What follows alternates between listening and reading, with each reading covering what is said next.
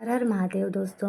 आपके अपने channel power of मंत्रा में आपका बहुत बहुत स्वागत है। बाबा महाकाल की कृपा सदैव आप पर और आपके समस्त परिवार पर बनी रहे। वैशाख का महीना भगवान श्री हरि विष्णु को अत्यंत प्रिय है और इस महीने में बहुत सारे शुभ पर्व भी आते हैं। वैशाख के महीने में विशेष रूप से भगवान श्री हरि विष्णु और परशुराम जी की उपासना की जाती है, पूजा की जाती है। मान्यता है कि वैशाख मास में पूजा पाठ करने से, व्रत धारण करने से और सुबह उठकर स्नान करने से सुख समृद्धि मिलती है, पुण्य में वृद्धि होती है और घर में खुशियों का वास होता है। और इसलिए बहुत सारे भक्त जो कि वैशाख मास का स्नान करते हैं और बहुत सारे भक्त ऐसे भी हैं जो कि पूरे महीने का व्रत धारण करते हैं। अब अगर आप पूरे महीने में व्रत नहीं कर पाते हैं किसी भी कारणवश, तो भी आपको इस महीने में जो विशेष तिथियां हैं जैसे कि एकादशी, प्रदोष या अक्षय तृतीया, तो ऐसे पावन जो दिन हैं, तिथियां हैं, इन तिथियों पर आपको व्रत अवश्य करना चाहिए। अच्छा, जो लोग वर्ष भर की एकादशी नहीं भी करते हैं वह भी चाहे तो इस महीने की दोनों एकादशी का व्रत कर सकते हैं, क्योंकि शास्त्रों के अनुसार एकादशी का व्रत करने से बहुत अधिक पुण्य फलों की प्राप्ति होती है और बड़े से बड़े पापों का नाश हो जाता है, सभी प्रकार की कामनाएं पूर्ण हो जाती है, जीवन के दुखों का निवारण हो जाता है। इसलिए एकादशी का व्रत अत्यंत श्रेष्ठ है। तो आज की वीडियो में आप जानेंगे कि साल 2025 में वैशाख मास की पहली एकादशी वरुणथी एकादशी कब है, एकादशी की तिथि कब प्रारंभ हो रही है, कब समाप्त हो रही है, व्रत में हमें कब धारण करना है और पारण का यानी कि व्रत खोलने का शुभ मुहूर्त क्या है, आज के दिन किस प्रकार से भगवान श्री हरि विष्णु की पूजा हमें करनी चाहिए, कौन सा उपाय करना चाहिए और कौन सी वस्तुएं भगवान को अर्पित करें, किस प्रकार से नियम पालन करें जिससे कि इस पूजा का संपूर्ण फल हमें प्राप्त हो। जिस भी कामना से हम पूजा आराधना करते हैं या फिर व्रत धारण करते हैं, हमारी वह कामना पूर्ण हो, इसके लिए आज विशेष क्या करना चाहिए, ये संपूर्ण जानकारी आपको आज की वीडियो में शेयर करने वाली हूँ। तो बहुत महत्वपूर्ण है, आज की वीडियो पूरा ज़रूर देख लीजिए। अच्छी लगे वीडियो तो लाइक भी ज़रूर कीजिए, क्योंकि आपके लाइक्स, आपके कमेंट्स मेरे लिए बहुत महत्वपूर्ण होते हैं। यही एकमात्र ज़रिया है जिनसे मुझे पता चलता है कि आपको यह वीडियो अच्छी लगती है और आपके लिए यह वीडियो उपयोगी है। तो अगर वीडियो अच्छी लगे तो लाइक तो ज़रूर ही कीजिएगा। दोस्तों, वरुणथी का अर्थ होता है रक्षा करने वाली। यह एकादशी साधक को हर प्रकार के संकट, दोष और पापों से बचाती है। इस दिन व्रत और भगवान विष्णु का पूजन करने से अक्षय पुण्य प्राप्त होता है, मोक्ष की प्राप्ति होती है और मन वांछित कामनाएं पूर्ण हो जाती है। वरुथनी एकादशी का व्रत विशेष रूप से दान, संयम, ब्रह्मचर्य और भक्ति के लिए उपयुक्त माना जाता है। तो भगवान विष्णु की कृपा और आशीर्वाद दोनों एक साथ प्राप्त हो जाए, इसके लिए वरुथनी एकादशी बहुत महत्वपूर्ण है। और अब जानते हैं कि एकादशी तिथि कब प्रारंभ हो रही है, कब समाप्त हो रही है और व्रत हमें कब धारण करना चाहिए। देखिए, एकादशी की तिथि प्रारंभ हो जाएगी 23 अप्रैल को शाम को 4:43 पर।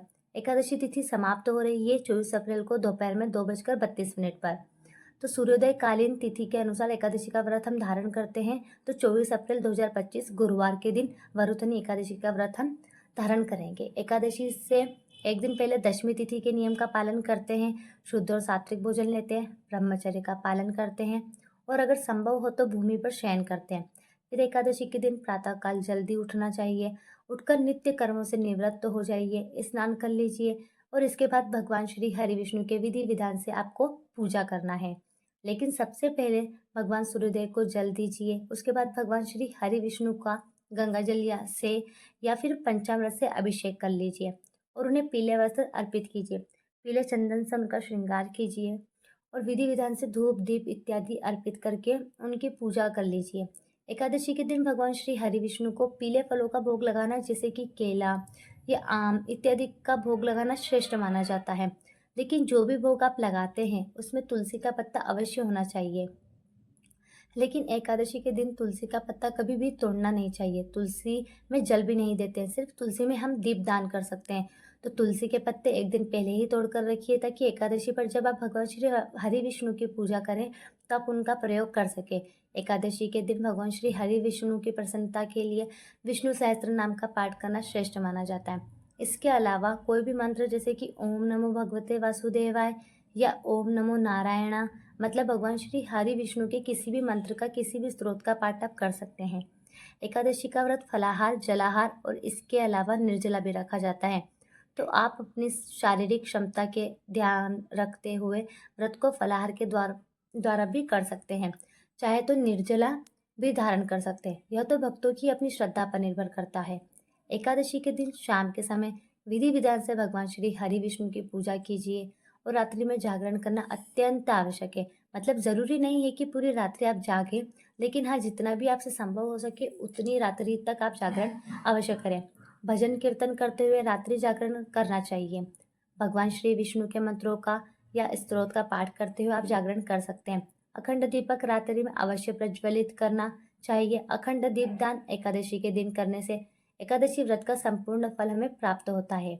और जिस भी कामना से हम दीपदान करते हैं, हमारी वह कामना भगवान श्री हरि विष्णु की कृपा से पूर्ण होती है। और जो भक्त व्रत नहीं करते हैं, वह भी एकादशी की रात्रि में जागरण कर सकते हैं, भजन कीर्तन कर सकते हैं। पूजा पाठ तो आपको करना ही है और अखंड दीपदान आपको ज़रूर करना है। और एकादशी व्रत का पारण हम करते हैं द्वादशी तिथि में, तो द्वादशी तिथि के दिन आपको प्रातःकाल जल्दी उठना है।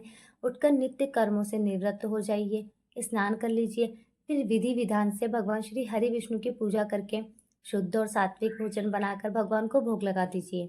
और अगर संभव हो तो किसी भी ब्राह्मण को घर बुलाकर भोजन करा सकते हैं, या फिर ब्राह्मण के निमित्त भोजन की कच्ची सामग्री का दान भी आप कर सकते हैं। इसके बाद स्वयं भी आप शुभ मुहूर्त में अपना व्रत खोल सकते हैं। व्रत का पारण कर सकते हैं। देखिए, द्वादशी तिथि में व्रत का पारण हम करते हैं और द्वादशी तिथि प्रारंभ हो रही है 24 अप्रैल 2025 को दोपहर में 2:32 पर, और द्वादशी तिथि का समापन हो रहा है 25 अप्रैल को सुबह 11:45 पर। तो वरुथनी एकादशी व्रत का पारण हम करेंगे 25 अप्रैल को सुबह 5:46 से सुबह 9 बजे तक। एकादशी व्रत का पारण हमेशा शुभ मुहूर्त में करना चाहिए, और द्वादशी तिथि समाप्त होने से पहले आपको पारण हो जाए, इस बात का आपको ध्यान रखना चाहिए। दोस्तों, उम्मीद करती हूँ आप इस चैनल पर आने वाले वैशाख मास की कथाएं ज़रूर सुनते होंगे। अगर आप अब तक नहीं सुन पा रहे हैं, आज ही से ही सुनना प्रारंभ कीजिए।